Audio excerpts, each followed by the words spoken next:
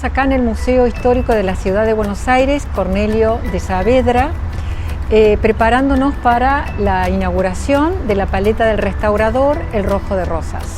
Quería contarles cómo había surgido esta idea allá por el mes de enero de este año, dentro del eje Narrativas Cruzadas, propuesto por la Dirección General de Patrimonio, Museos y Casco Histórico. Uno de esos ejes temáticos era el color. Entonces, qué mejor que dar cuenta de la cantidad, de la ingente cantidad de piezas que tiene el museo como resultado de la colección de Ricardo Semborain, que fue la colección que dio origen al que se llamaba Museo Municipal, hoy Museo Saavedra, que tiene esta valiosa colección de piezas del periodo rosistas, del que Semborain era un coleccionador. Entonces nos sentamos con Lía Munilla Lacasa, autora de un libro que trata justamente de la ornamentación de las fiestas en la ciudad de Buenos Aires en el periodo rosistas. Y entonces empezamos a darle forma a qué clase de ornamentación, qué queríamos mostrar, una ciudad atiborrada de ese color rojo punzó, que a partir de un decreto de 1832 podríamos decir, se institucionaliza. El uso de la divisa punzó, ya era casi obligatoria, y la gente empezó a usar el rojo en chalecos, en tiradores, en fondos de galera, en una serie de soportes no tradicionales que daban cuenta de su pertenencia al régimen rosista. Esta muestra se titula La paleta del restaurador, el color rojo punzó durante el rosismo. Todos sabemos que durante el periodo rosista, que fue un periodo que abarca más de 20 años de la historia nacional, hubo una política propagandística deliberadamente pensada desde el poder para instalar la figura de Rosas como el gran protagonista del momento. La figura de Rosas se instala entonces utilizando diferentes recursos, principalmente su rostro, principalmente retratos de Rosas que en la muestra vamos a ver están sujetos a distintos soportes. Por un lado está Rosas pintado, ¿no es cierto?, o grabado en distintas técnicas, la litografía principalmente. Grabados importantísimos que se realizaron en Francia y que circularon por Buenos Aires, por Argentina, y que uno de ellos particularmente, Rosas el Grande, es el grabado, el rostro de Rosas, que se popularizó hasta el día de hoy, puesto que es el rostro que figura en los billetes de 20 pesos. El manejo del rostro de Rosas fue una política de Estado, ya sea, como decía recién, en grandes lienzos que se exhibían en dependencias públicas, pero que también eran paseados por la ciudad en los momentos festivos, en carros triunfales tirados por animales, o incluso carros triunfales que eran tirados por los mismos vecinos federales. Esos retratos al óleo también, por supuesto, habían sido incorporados a la intimidad de los hogares. Las familias colgaban los retratos del restaurador de las leyes en las salas de recibo de sus casas. Esas divisas punzó, cuyo uso se hizo obligatorio a partir del 32, muchas de ellas también tienen impreso el rostro de Rosas o el rostro de Encarnación Ezcurra. De modo tal que el rostro de Rosas ocupa el lugar del cuerpo, invade el lugar del cuerpo. No solamente a través del rostro, como decía recién, sino a través del color punzó. En moños, en cintas, en chalecos federales, en abanicos, en guantes, en fondos de galera. Todos objetos que están exhibidos en las vitrinas. Las mujeres se ponían guantes con el rostro de Rosas impreso sobre la cabritilla, y a la hora de dar la mano para ser besada, quien besaba la mano también besaba el rostro de Rosas. Y los caballeros, al sacarse la galera, mostraban el fondo de la galera donde se ubicaba un retrato de Rosas también litografiado. Por otro lado, la muestra tiene un sector en la que se exhibe las fiestas durante el rosismo. Y para este sector contamos con el valiosísimo acervo documental y de imágenes del arquitecto Carlos Zucchi. Carlos Zucchi fue un arquitecto que ocupó el cargo de arquitecto principal de la provincia de Buenos Aires durante la primera gobierno de Rosas y primeros años de la segunda gobernación de Rosas. Zucchi regresa a Italia por el año 37, un poco no desplazado por cuestiones políticas, no enfrentado por cuestiones políticas a Rosas, sino desplazado por Rosas, quien prefirió, durante los años 35, 36, 37, habría comenzado a preferir la acción de otros arquitectos por sobre la de Zucchi. Pero Zucchi fue quien organizó las principales fiestas cívicas hasta el 36. A él se debe entonces el carro triunfal que está exhibido en la muestra, la arquería que está exhibida en la muestra y una propuesta de decoración de la pirámide de Mayo, calculamos que es para 1834, para una celebración de 1834. La figura de Rosas adquiere un perfil mitológico y religioso como el único capaz de controlar la situación política. Tenemos una obra maravillosa que estuvo exhibida en una celebración en 1839, que es un Rosas matando al monstruo de la anarquía. Y precisamente es una obra que alude, ¿no es cierto?, a ese periodo complejo del rosismo en torno a los años 39-40, cuando se da el bloqueo francés del puerto y el levantamiento de masa, el levantamiento de los hacendados de la provincia de Buenos Aires. Entonces es un momento en el que se agudizan las políticas represivas del régimen rosista y el Rosas aparece entonces representado como el único capaz de vencer la anarquía, asimilando su figura a la figura de San Miguel Arcángel, a ese Hércules mitológico. Dentro del eje color, el rojo, ese rojo de rosa justamente, obtenido a través de la cochinilla, y lo interesante de esta muestra es que por primera vez a este corpus de obras, sobre todo textiles que tiene el museo, se les hicieron ensayos físico-químicos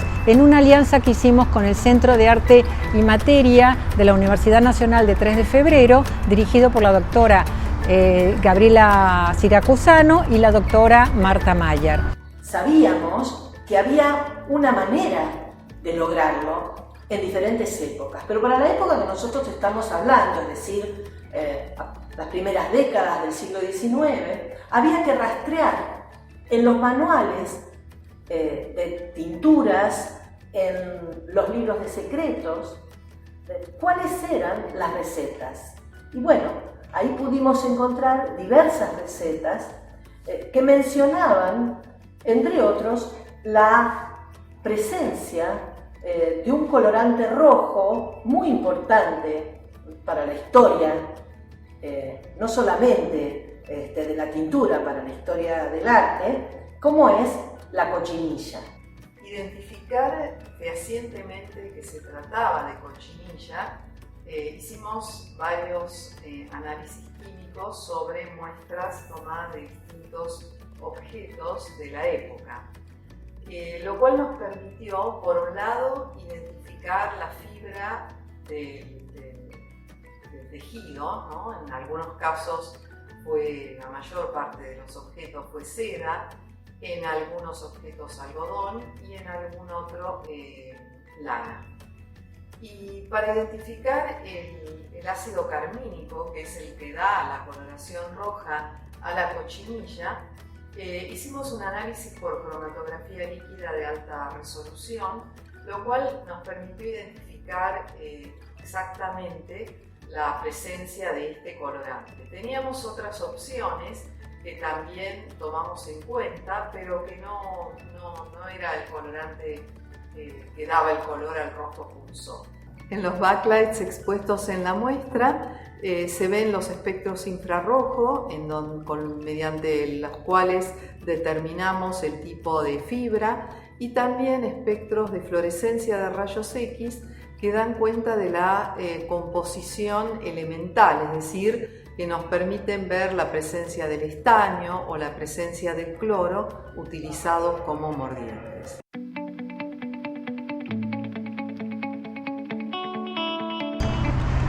Bueno, lo que vemos es parte de la exposición, lo constituye una serie de litografías hechas por César Hipólito Bacle.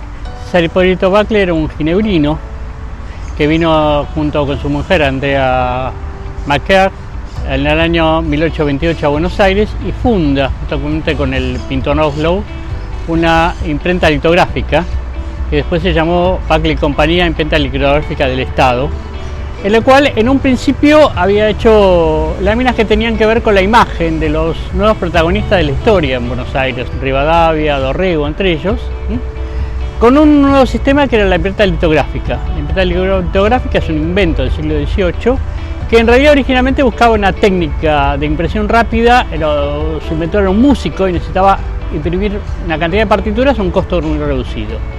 Eso se hacía con una imprenta litográfica, una piedra litográfica sobre el cual se escribía con un lapicerazo. Eso, digamos, se difundió muchísimo y fue una de las grandes fuentes de discusión de imágenes en el siglo XIX.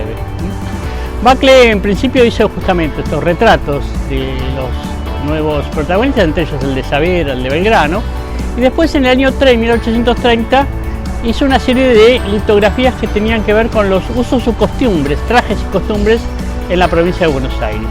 En 1830 hace una primera serie donde incluye 3 litografías de oficios en la ciudad de Buenos Aires. Una de ellas el panadero, el lechero. Y en el año 33 hace una serie más amplia, que son en realidad 6 cuadernillos con 6 imágenes cada una. Esos cuadernillos que se hacen en el 33 toma distintos temas. En principio la reproducción de alguna manera de los oficios en la ciudad, los cuales los separa de acuerdo a si son oficios hechos a pie, oficios a caballo o en carro. Por ejemplo, el lechero, ¿sí? O el aguatero que traían agua a la ciudad. De esa serie de 6 se incluyen también una serie de trajes de mujeres y una serie satírica, justamente la serie de los peinetones, que es lo que exhibimos acá. Es la de esas 6 cuadernillos, 6 imágenes. La más interesante, si quieren, es esta de los peineteros, donde se ríe de alguna manera, más que del peinetón en sí como moda, del tamaño de los peinetones. Y así hace una serie de 6 imágenes que podrían ser coloreadas o sin colorear. Nosotros en este caso tenemos 5 imágenes coloreadas y una sin colorear, que justamente registra en tono satírico los conflictos que tenía el peinetón, su tamaño con la realidad. Por ejemplo, en el teatro los espectadores nos podían ver por el ancho de los peinetones, el peinetón en la casa, donde la mujer tiene que romper de alguna manera la pared para poder salir de la casa, o el enlace de los peinetones, o sea, un cruce de peinetones en la calle. Una manera exagerada, pero también es una lectura de esa moda, que además lo complementa con 2 textos. Uno es el que paga el peinetón y el otro el cuánto cuesta el peinetón, también riéndose de alguna manera de esta moda bastante particular y atípica que se dio justamente en esos años en la ciudad de Buenos Aires.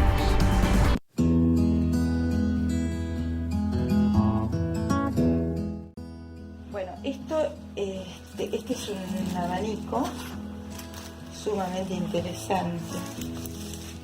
Las varillas son de madera y la decoración de las plumas que van de un bordó a un rojo punzón. Increíble. Lo que pasa es que este abanico lo encontramos en esta situación, ¿no? Donde podemos decir que 8 de las varillas se encuentran en mal estado. Después de ver un poco para observar el tipo de criterio a seguir en esta restauración, acordamos de que las varillas que están muy destrozadas van a ser cambiadas. Esta por ejemplo directamente casi falta en la totalidad, pero estas se van como a injertar, ¿no? Estas son las varillas nuevas. Estas varillas se dibujaron se sacó el molde, este es el molde, se dibujaron en AutoCAD y después se hicieron cortar. Por suerte tenemos prácticamente todas las plumas que se fueron cayendo, las plumas y los fragmentos de la maderita.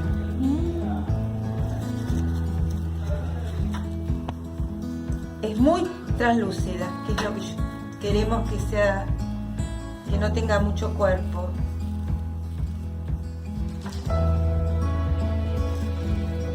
Enseguida que seca de un lado, se dan la misma tinta en el reverso, porque al humectarse hay una tendencia a que se alargue. Bueno, después de las tintas se trabaja con una mano de goma laca